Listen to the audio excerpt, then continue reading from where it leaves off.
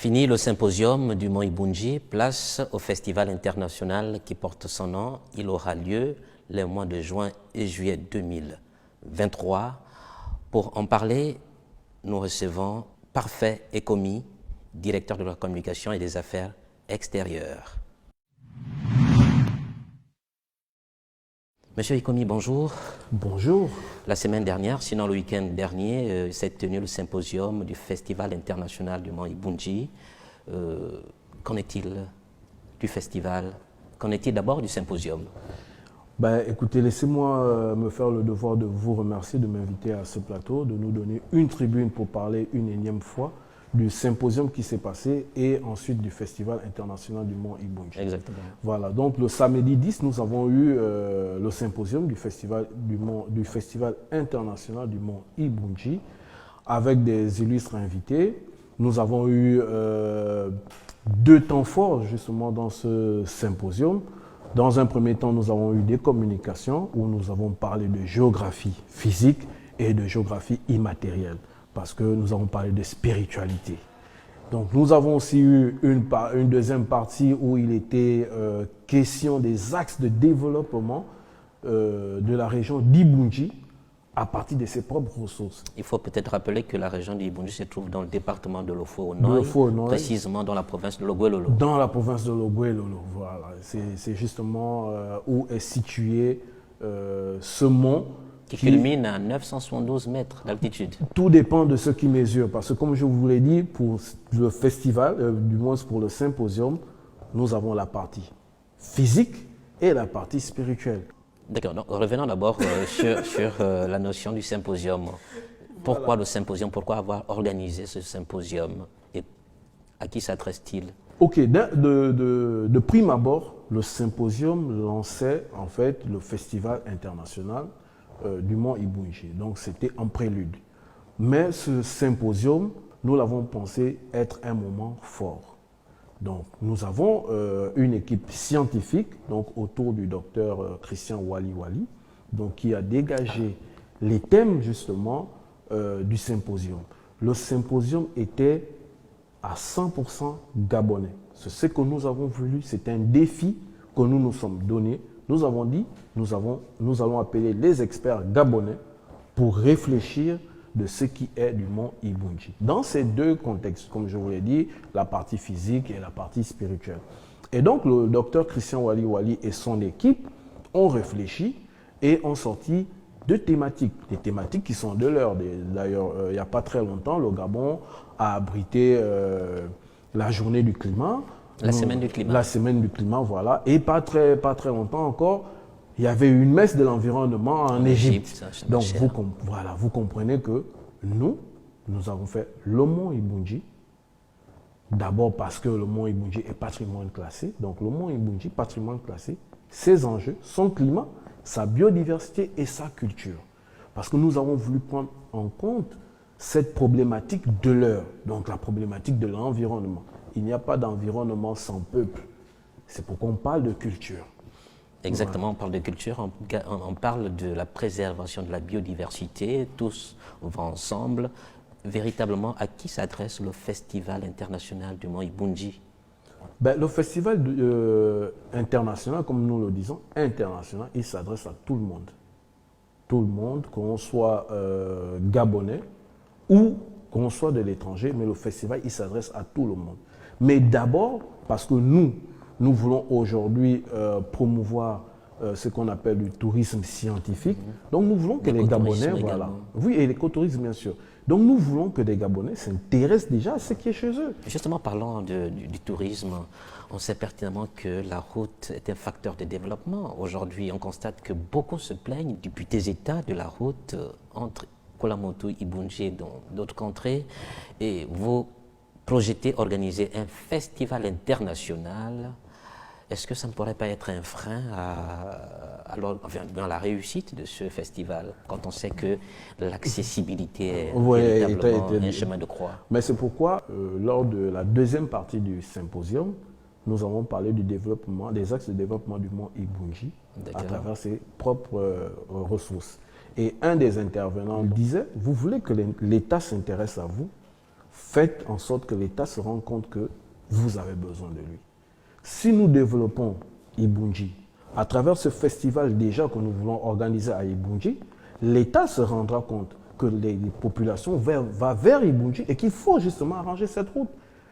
Comment l'État va faire pour investir sur une route si économiquement elle n'est pas rentable pour l'État? C'est vrai, les populations doivent se déplacer. Nous ne disons pas que l'État ne fait pas son rôle régalien, mais vous comprenez que les axes prioritaires de l'État vont aussi avec ce que l'État retire. Aujourd'hui, les enfants d'Ibunji sont à Libreville. Nous avons décidé de ramener. Ça permet aux gens de revenir, à Ibunji. Et comme ça, l'État va se dire, ah, les gens, ils vont à Ibunji, mais autant faire la route à Ibunji. Donc nous avons décidé de faire les choses autrement. Allons à Ibunji et l'État saura, à travers l'AGP et les autres médias qui nous accompagnent, que Ibunji devient intéressant et donc faisons la route. Justement, parlons toujours de ce festival international du Mont Ibunji. Qu'est-ce qui est prévu? Nous sommes à pratiquement 6 mois de la date. Vous savez, je vais juste rester sur la thématique qui a été retenue. Le Festival international du Mont Ibunji, mythe et réalité. Ce n'est pas mythe ou réalité, c'est mythe et réalité. Mythe et réalité. Voilà.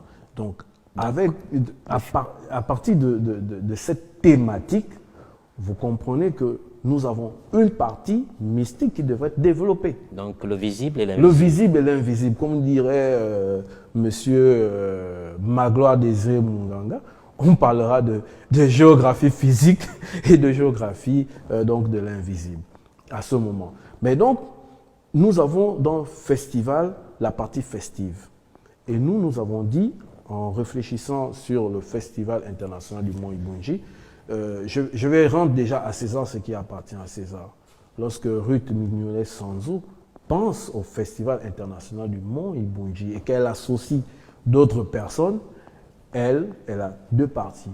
Elle dit, j'ai la partie festive. Cette partie festive, c'est ce que nous on appelle booster l'économie de la région.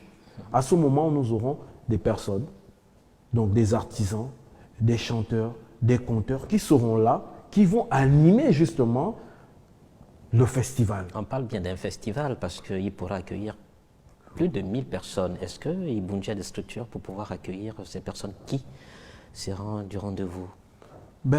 Les structures, je ne vais pas, ce n'est pas un secret que je vais trahir. Dans notre programme du Festival international du Mont Ibunji, nous avons décidé de construire le village du festival. Il nous reste pratiquement 6 mois. Oui, mais nous allons, parce que nous allons construire avec les matériaux de l'écosystème. C'est-à-dire, nous allons construire des maisons en terre avec du toit en paille. Pour faire ça, ce n'est pas un immeuble où il faut mettre à l'équerre. Non, nous allons construire avec les moyens techniques ancestraux. Voilà, pour pouvoir faire ce village. Mais en dehors de ça, pour ceux qui ont suivi le symposium, monsieur Hippolyte Sanzou, qui était maire à Ibunji, nous a fait comprendre que dans son temps, ils ont construit un hôtel, la mairie a construit un hôtel, déjà pour recevoir des gens à Ibunji. Donc à Ibunji, à l'heure où je vous parle, il y a 2 hôtels déjà. Donc en juin, en juillet, Ibunji deviendra le centre du monde, on peut le dire? Oui, parce que nous allons attendre des internationaux. Aujourd'hui, Ruth Mignolet Sanzou, donc de par son carnet d'adresses, vous voyez, nous avons des Sénégalais qui sont prêts à nous accompagner pour ce festival. Il y a la Gâteau qui vend la vitrine du Gabon, mais qui aussi se met derrière nous pour que la destination d'Ibunji en juillet, juste avant les élections, soit la destination de tous. Alors, là, parlons de la thématique, le Mont Ibunji, mythe et réalité. On peut le dire, le monde visible, le monde invisible.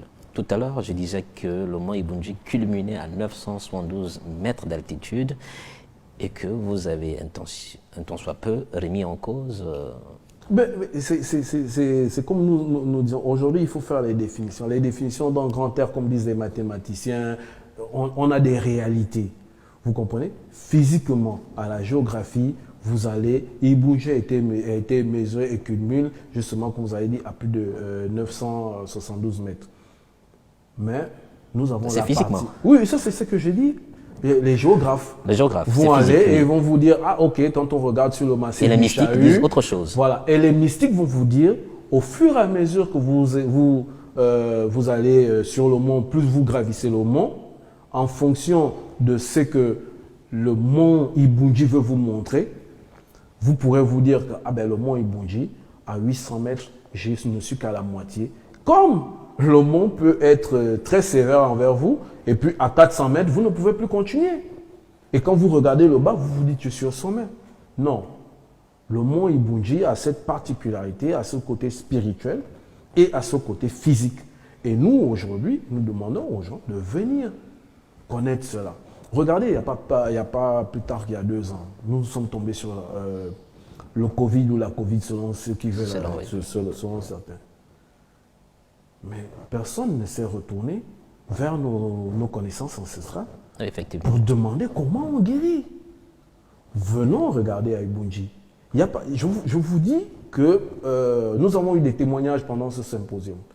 Il y a des gens qui sont partis il n'y a pas longtemps, 2-3 mois, où vous arrivez sur le mont Ibunji, vous avez des chutes d'eau qui s'arrêtent pendant 5 minutes. Il n'y a pas d'eau. Il n'y a pas d'eau.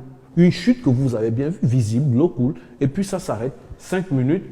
Vraiment, ce serait un peu difficile pour les téléspectateurs de voir. Revenons pieds sur terre. C'est pourquoi je leur demandais de venir au symposium. Voilà, les pieds sur terre. Voilà. Brièvement, qu'est-ce qui est prévu pour ce festival qui aura lieu en juillet, concrètement? Le festival, comme je vous ai dit, on aura cette continuité du symposium parce que nous voulons que notre festival reste périn. Donc, on aura cette partie scientifique où nous allons discuter encore des problématiques de l'Ibunji et nous avons la partie festive.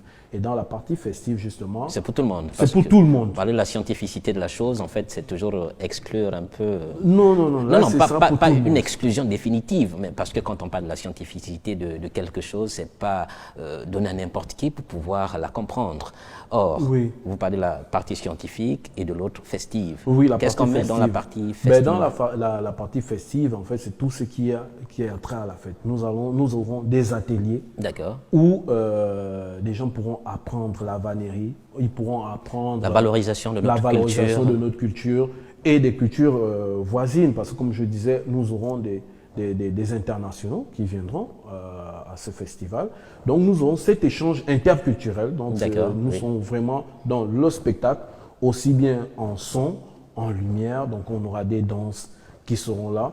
Nous aurons, comme je vous l'ai déjà précédemment dit, des ateliers. Et ces ateliers, c'est vraiment des ateliers culturels. Voilà, ce seront des échanges. Nous allons apprendre des techniques des Sénégalais, nous allons apprendre des techniques des gens d'Ibunji, des Massango, des Pouvi et de tout ce qui entoure le Gouelolo et hors de le Gouelolo, parce qu'il y a des gens qui viendront de Libreville et d'ailleurs, justement pour cette partie festive et instructive. Donc, partie culturelle et cultuelle. Voilà, je vous emprunte ce mot. Culturel. D'accord, peut-être un dernier mot. Le temps passe tellement vite que nous avons du mal à le retenir. Oui, donc remercier déjà Ruth Mignolet-Sanzou pour cette idée, de remercier le docteur Christian Wali de nous avoir amené des éminences grises comme le docteur Julie Kael et Tila qui a modéré justement le symposium. Nous avons eu un ambassadeur à la retraite qui était là, donc Joseph B. Mambungu. Nous avons eu d'autres.